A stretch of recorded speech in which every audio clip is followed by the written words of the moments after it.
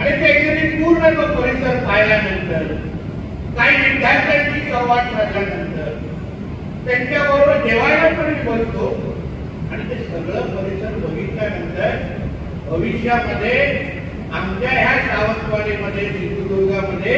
तशीच एक सैनिक शाळा उभी राहणार आहे हे ऐकल्यानंतर मला निश्चितपणे मला समाधान वाटतं आणि योग्य माणसाकडे ही जबाबदारी दिली गेलेली आहे. मिनिस्ट्री ऑफ डिफेन्सच्या माध्यमातून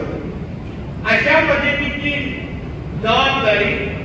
हे आमच्या अतुल भोसले साहेबांच्या खांद्यावर पडते आणि त्यामुळे भविष्यामध्ये ज्या ज्या अपेक्षा मिनिस्ट्री ऑफ डिफेन्सच्या आहेत, ज्या ज्या अपेक्षा माजी सैनिकांच्या आहेत, ते आमच्या अतुल भोसले साहेब असतील, आमच्या वहिनी असतील, त्यांची पूर्ण टीम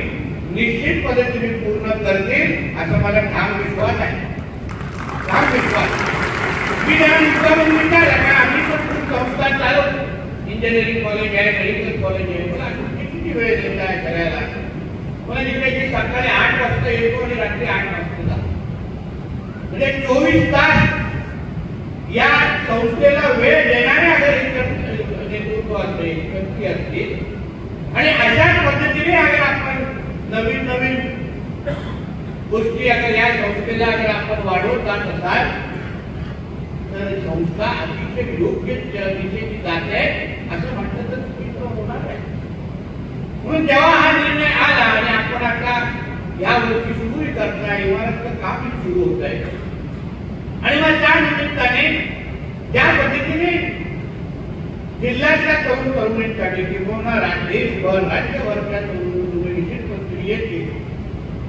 पण आपल्या जिल्ह्यामध्ये एक दर्जेदार अशी सैनिक शाळा आहे हे आपल्यासाठी अतिशय अभिमानाची गोष्ट आहे. आता ज्या ज्या पद्धतीचं इन्फ्रास्ट्रक्चर या निमित्ताने तयार होत आहे, म्हणजे ऑलिम्पिक साईडची पूल असेल, इमारत असेल, सगळ्या बाबतीमध्ये म्हणजे कुठल्याही दर्जेदार सैनिक शाळेपेक्षा आपली ही शाळा कमी नसणार